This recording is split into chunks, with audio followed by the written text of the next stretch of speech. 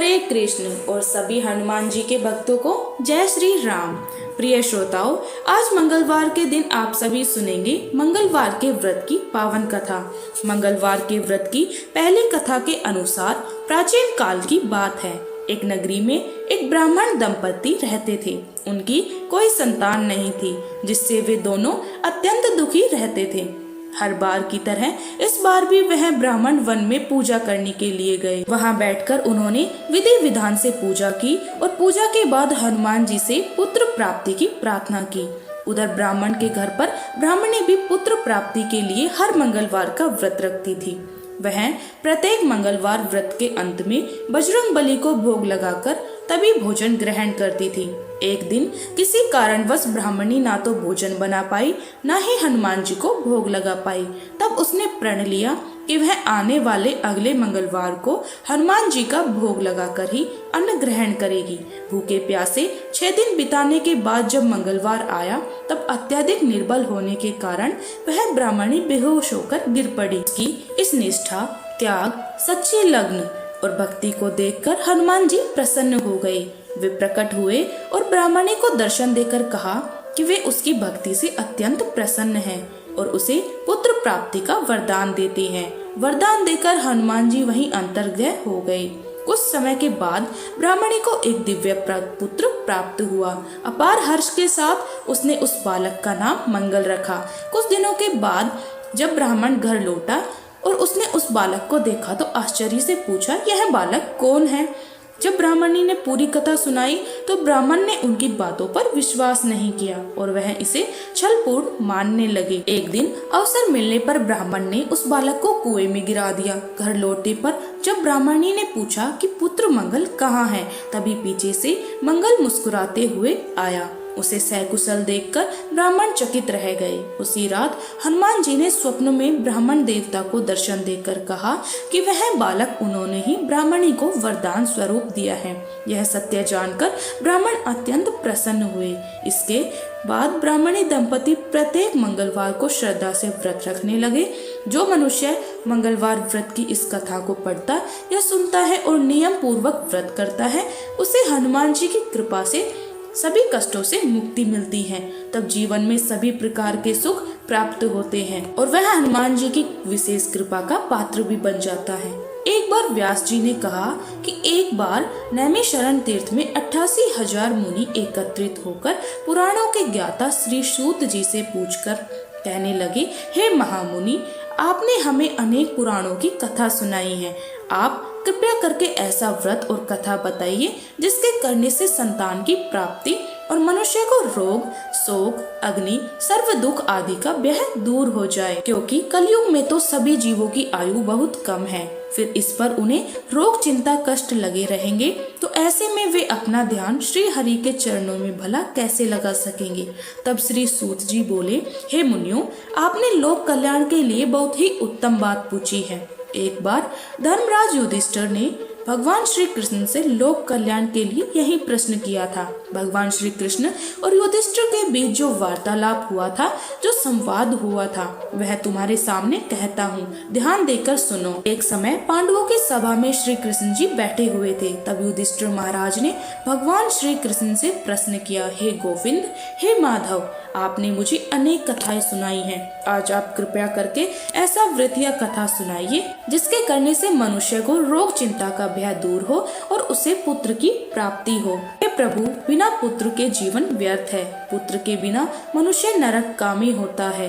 पुत्र के बिना मनुष्य पितृ ऋण से छुटकारा नहीं पा सकता और ना ही उसका पुण्यक नामक नरक से उद्धार हो सकता है। इसलिए पुत्रदायक व्रत बतलाइए।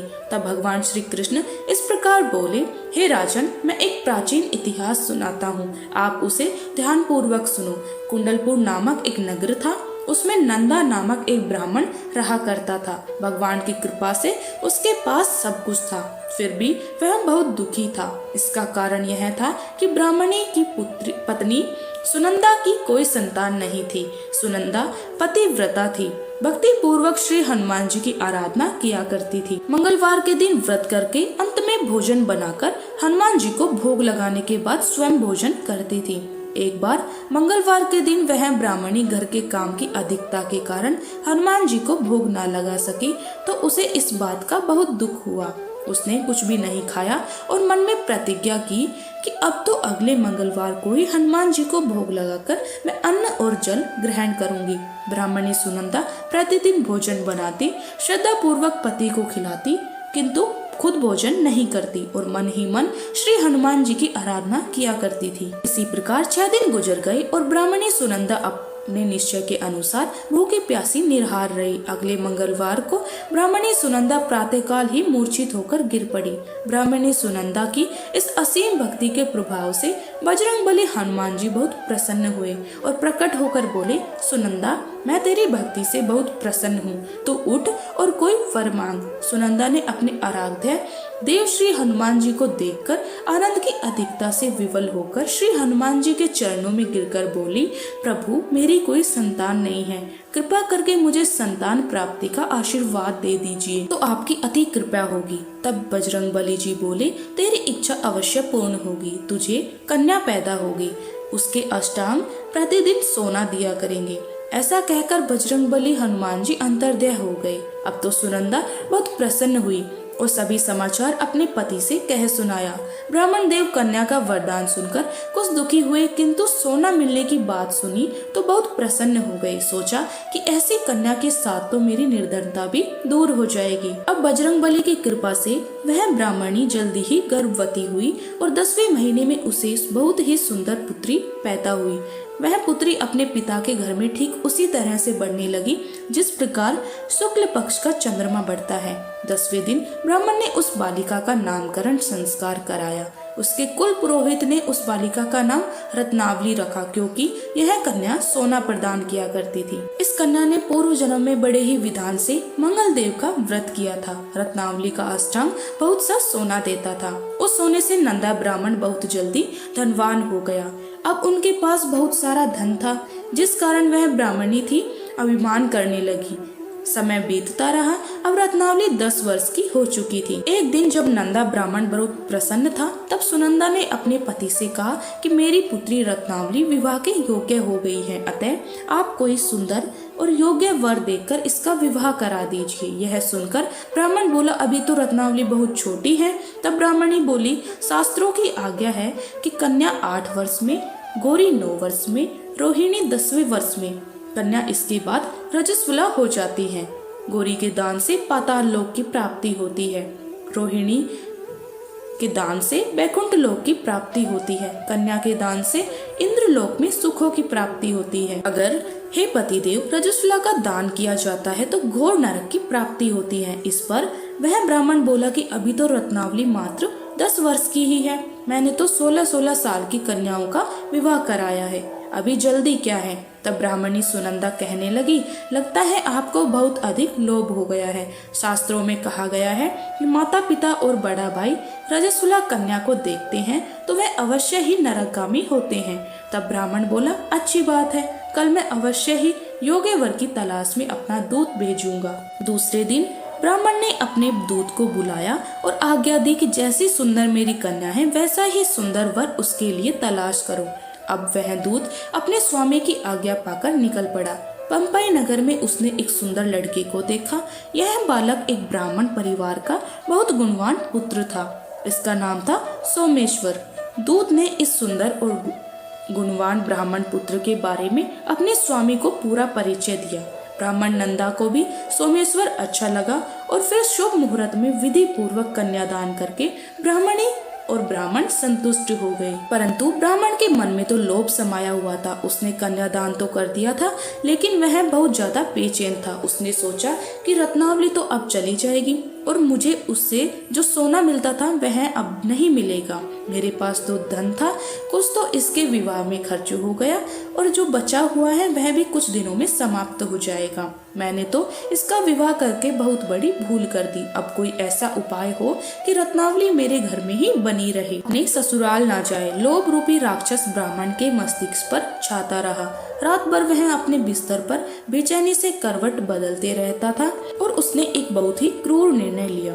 उसने विचार किया कि जब रत्नावली को लेकर उसका पति सोमेश्वर अपने घर जाएगा तो वह रास्ते में छुपकर सोमेश्वर का वध कर डालेगा और अपनी लड़की को अपने घर ले आएगा, जिससे नियमित रूप से उसे सोना भी मिलता रहेगा और समाज का कोई भी मनुष्य उसे दोष भी नहीं दे सकेगा। प्रातः हुई तो नंदा और सुनंदा ने अपने जमाई तथा लड़की को बहुत सारा धन देकर विदा किया। सोमेश्वर अपनी पत्नी रत्नावली को लेकर ससुराल से अपने घर की तरफ चल दिया। ब्राह्मण नंदा महालोभ के वशीभूत होकर अपनी मति भ्रष्ट कर चुका था। पाप पुण्य का उसे कोई विचार नहीं रहा।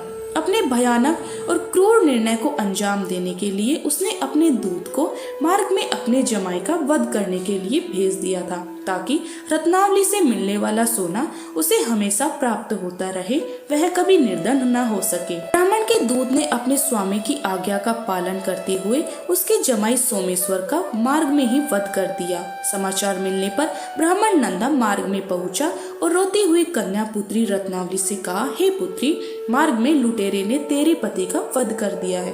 भगवान की इच्छा के आगे किसी का कोई वश नहीं चलता। अब तू घर चल, वहाँ पर ही रहकर शेष जीवन बिताना। जो भाग्य में लिखा है वही होगा। अपने पति की अकाल मृत्यु से रत्नावली बहुत दुखी हुई, करुण, रुकंदन और रोते हुए वह अपने पिता से कहने लगी, हे पिताजी, इस संसार में जिस स्त्री का पति नहीं है उसका तो जीवन व्यर्थ है। मैं अपने पति के ही साथ अपने शरीर को जला दूंगी। सती होकर अपने इस जन्म को माता पिता के नाम को और सास ससुर के यश को सार्थक करूंगी। ब्राह्मण नंदा अपनी पुत्री रत्नावली के वचनों को सुनकर बहुत दुखी हुआ। सोचने लगा, मैं तो व्यर्थ जमाई वध का पाप अपने सिर ले लिया। रत्नावली तो उसके पीछे अपने प्राण तक देने को तैयार है। मेरा तो दोनों तरफ से मरण हो गया।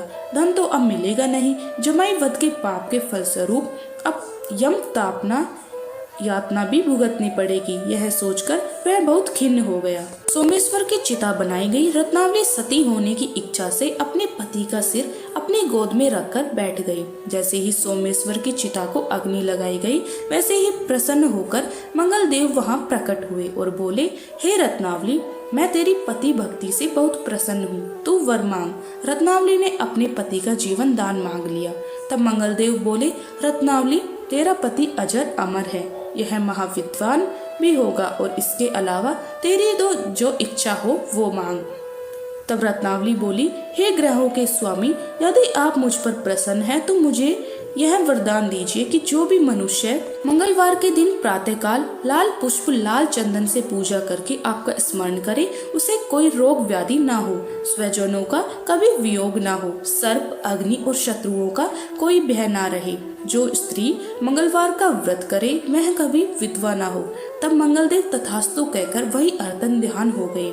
सोमेश्वर मंगलदेव की कृपा से जीवित हो उठा। अब रत्नावली अपने पति को पुनः प्राप्त कर बहुत प्रसन्न हुई और मंगलदेव का व्रत वह प्रत्येक मंगलवार को करके व्रतराज और मंगलदेव की कृपा से इस लोक में सुख ऐश्वर्य को भोगते हुए अंत में अपने पिता के साथ स्वर्गलोक हो गई। इस प्रकार मंगलवार व्रत की पावन कथा समाप्त होती है। जो भक्त मन में इस कथा को सुनते और व्रत का पालन करते हैं, उन पर भगवान श्री राम और बजरंग बली हनुमान जी की विशेष कृपा होती है। उसके जीवन से सभी दुख, बाधाएं और डर दूर हो जाते हैं। तो बोलिए मंगलदेव महाराज की जय। श्री ऋण मोचक मंगल स्त्रोत पाठ मंगलदेव को समर्पित है। इस स्त्रोत के पाठ से कर्ज से मुक्ति मिलती है, आर्थिक समस्याएं दूर होती हैं। इस स्त्रोत में मंगलदेव जी के सभी 21 नामों का वर्णन मिलता है। मंगलदेव का संबंध हनुमान जी से है और हनुमान जी सभी प्रकार की समस्याओं से छुटकारा दिलाने वाले देवता माने जाते हैं। ऋण मोचक मंगल स्त्रोत का पाठ जो भी मनुष्य करता है, उस पर मंगल भगवान प्रसन्न होकर उसे धन धान्य प्रदान करते हैं। वह मनुष्य कुबेर भगवान की तरह धन संपत्ति का स्वामी बन जाता है। वह मनुष्य हमेशा युवा रहता है और उसे रोग और कर्ज से भी मुक्ति मिलती है। तो प्रिय श्रोताओं, अब सुनिए ऋण मोचक मंगल स्त्रोत पाठ हिंदी में। हे मंगलदेव, शास्त्रों में आपके जो नाम बताए गए हैं, उनमें पहला नाम मंगल, दूसरा भूमिपुत्र जिनका जन्म पृथ्वी से हुआ, तीसरा ऋणहर्ता यानी कर्ज से मुक्ति दिलाने वाला, चौथा धनप्रद यानी धन को देने वाले, पांचवा स्थिरासन यानी जो अपने आसन पर अडिग रहते हैं। छठा महाकाय, यानी जो बहुत बड़े शरीर वाले हैं। सातवां नाम सर्वमावरोधक, यानी कार्य में आने वाली सभी बाधाओं को दूर करने वाले हैं। हे मंगल देव, आपके नामों में आठवां नाम लोहित, नवा लोहितांग, 10वां साम का नाम, यानी कृपा रखने वाले, जिसका अर्थ समग्र ब्राह्मणों के ऊपर अपनी कृपा दृष्टि को रखने वाला है। 11वां धरात्मक, यानी पृथ्वी के गर्भ से उत्पन्न होने वाला। 12वां कुज, 13वां भौम, 14वां भूतद, यानी ऐश्वर्य को देने वाला।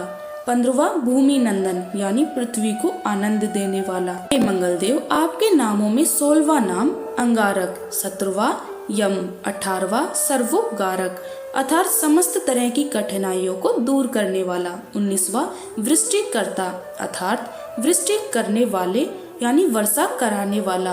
20वां नाम वृष्टिहर्ता, अर्थात बारिश न होने के कारण अकाल लाने वाला।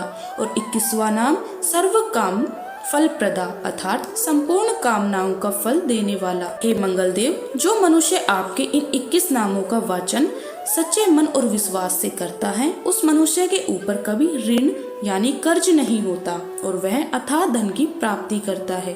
हे मंगल देव, आपकी उत्पत्ति पृथ्वी के गर्भ से हुई है। आपकी आभा आकाश में कड़कने वाली दामिनी, अर्थात आकाश में चमकने वाली बिजली के समान है। सभी तरह की शक्ति को धारण करने वाले कुमार मंगल देव को मैं नतमस्तक होकर प्रणाम करती हूँ। हे मंगल देव, आपने मंगल स्त्रोत का पाठ मनुष्य को हमेशा अपने मन में किसी भी तरह के विकार को दूर कर और अपनी पूर्ण श्रद्धा और आस्था के साथ कराना चाहिए।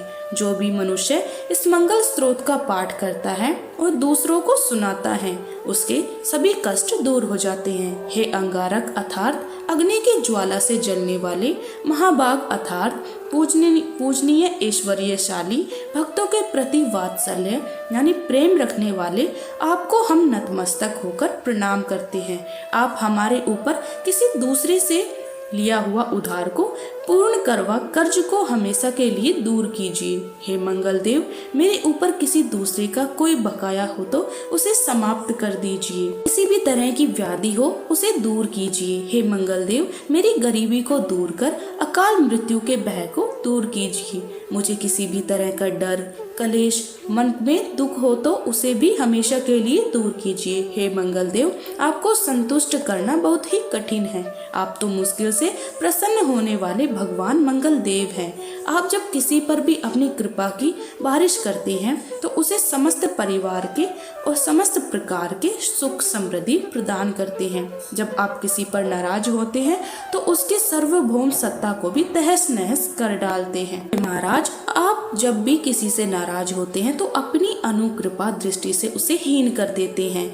अब आप अप्रसन्न होने पर ब्रह्मा जी, इंद्रदेव और श्री विष्णु जी के भी साम्राज्य संपत्ति को नष्ट कर सकते हैं। फिर मेरे जैसे साधारण मनुष्य की तो बात ही क्या है। प्रभु, आप सबसे शक्तिशाली और सबसे बड़े राजा हैं। हे भगवान, मैं आपसे प्रार्थना करती हूँ कि आप मुझे संतान के रूप में पुत्र प्रदान करें। मैं आपके द्वार पर आई हूँ। आप मेरी मनोकामना को पूर्ण करें। मेरे ऊपर किसी भी तरह से किसी भी दूसरे का उधार लिया हुआ धन न रहे। मुझे कभी दूसरे के आगे हाथ फैलाना ना पड़े। मेरी गरीबी को दूर कीजिए और मेरे सभी तरह के कष्ट और कलेशों का नाश कीजिए। जो मेरे शत्रु बन चुके हैं उनके डर से मुझे आप मुक्त कराइए। जो भी मनुष्य इन 12 श्लोकों वाले ऋण मोचक मंगल स्त्रोत से मंगल देव की वंदना करता है, उस मनुष्य पर मंगल भगवान प्रसन्न होकर उसे धन धान्य प्रदान करते हैं। वह मनुष्य कुबेर भगवान की तरह धन संपत्ति का स्वामी बन जाता है। वह मनुष्य हमेशा युवा रहता है। श्री ऋण मोचक मंगल स्त्रोत के उच्चारण मात्र से मनुष्य को किसी भी तरह के कर्ज से मुक्ति मिल जाती है। अगर कोई मनुष्य अपने जीवन काल में अपनी आवश्यकताओं की अपनी कामनाओं की पूर्ति के लिए किसी दूसरे मनुष्य से कर्ज लिया होता है और किसी कारणवश कर्ज चुका पाने में असमर्थ हो जाता है तो उसे ऋण मोचक मंगल स्तोत्र का पाठ करना चाहिए। कर्ज में डूबे हुए मनुष्य इस ऋण मोचक मंगल स्तोत्र का जाप श्रद्धा और विश्वास के साथ से नियमित रूप से करता है तो उसे कर्ज से मुक्ति मिल जाती है। ऋण मोचक मंगल स्तोत्र पाठ समाप्त होता है। सभी मिलकर प्रेम से बोलिए मंगल देव महाराज की जय।